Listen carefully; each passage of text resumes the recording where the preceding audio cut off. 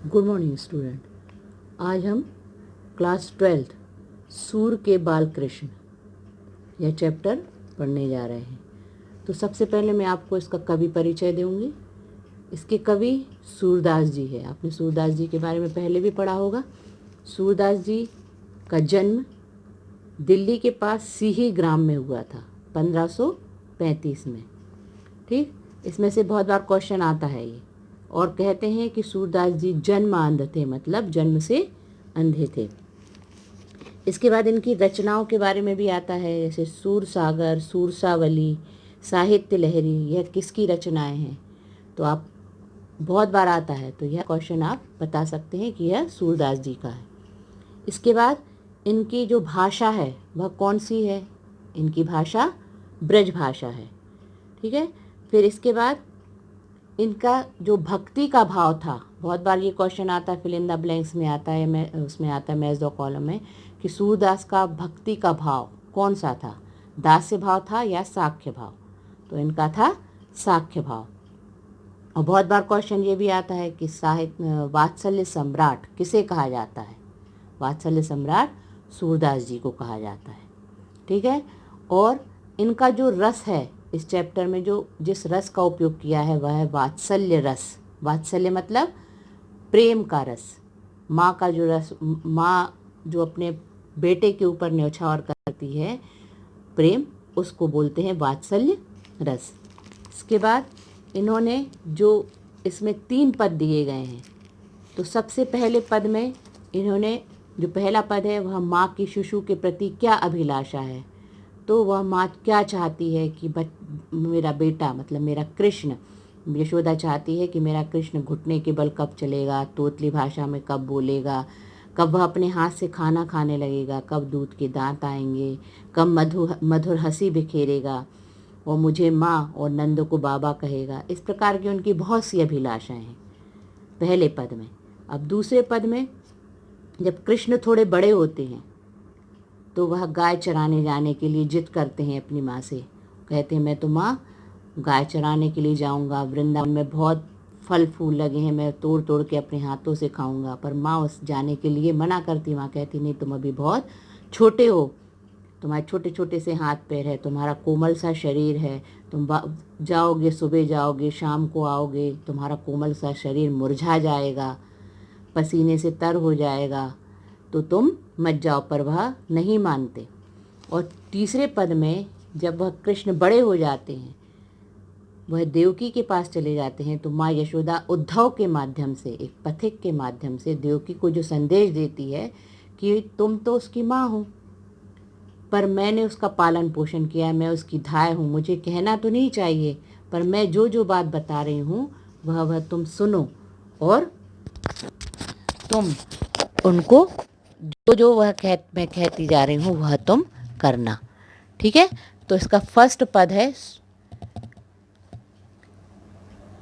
जसुमती मन अभिलाष करे, जब मेरी लाल घुटरवी न रहेंगे, कब धरनी पग द्वेग धरे।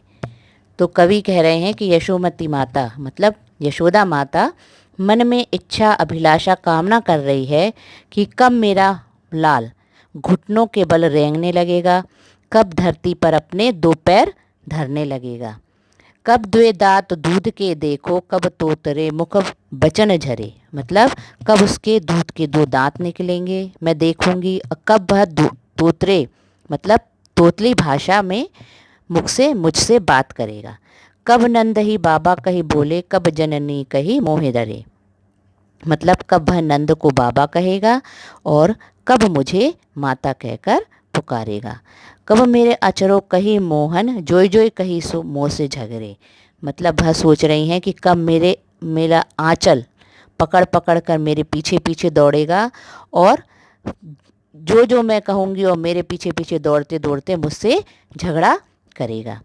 कप धो तनक तनक कछुखे है, अपने कर सो मुखी भरे।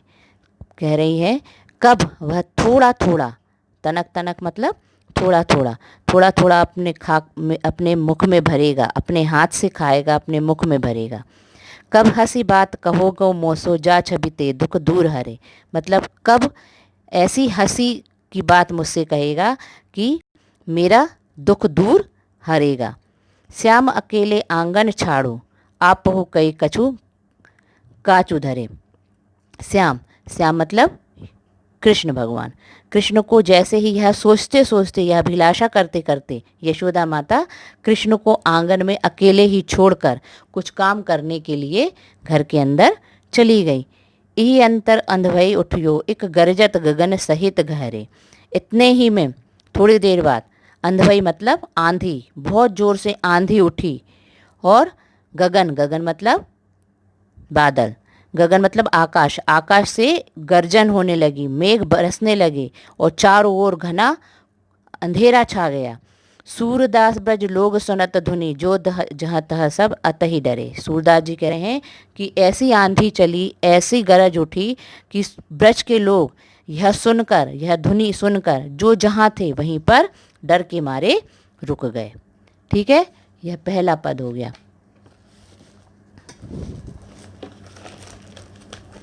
अब दूसरे पद में कृष्ण जी जब बड़े हो जाते हैं तो वह वृंदावन जाने के लिए अपनी माँ से कहते हैं मैं गाय चराने के लिए जरूर जाऊंगा, पर माँ उनसे क्या क्या बात कहती हैं वह बताया गया है।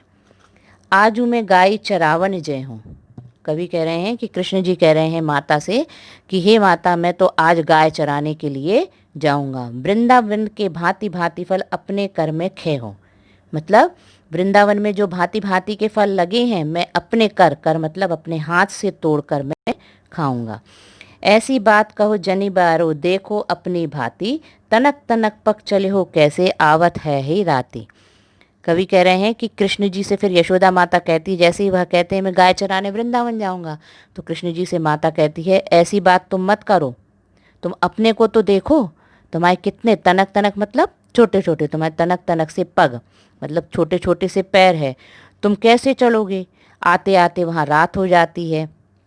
प्रात जात गैयाले चारण, घर आवत है सांझ, मतलब सुबह गाय चराने के लिए तो ले जाते हैं पर आते आते क्या हो जाती है, रात हो जाती है। तुम्हरो कमल बदन कोमल है, रैगित घाम ही माझ। तुम यशोदा माता कृष्ण जी से कह रही है कि तुम्हारा जो बदन है, मतलब बदन मतलब शरीर, वह कमल के समान बिल्कुल कोमल है। तुम्हारे शरीर से घाम, घाम मतलब पसीना सूझ छूटने लगेगा।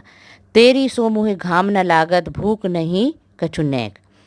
कवि कह रहे हैं कि फिर कृष्ण जी अपने माँ से कहते हैं, अभी तो कृष्ण माँ ने कृष्ण जी से कहा, कृष्ण जी माँ से कहते हैं कि तेरी सो मतलब सौगंध, तेरी सौगंध माँ, मुझे ना तो घाम लगता है मतलब ना धूप लगती है, ना ही भूख लगती है।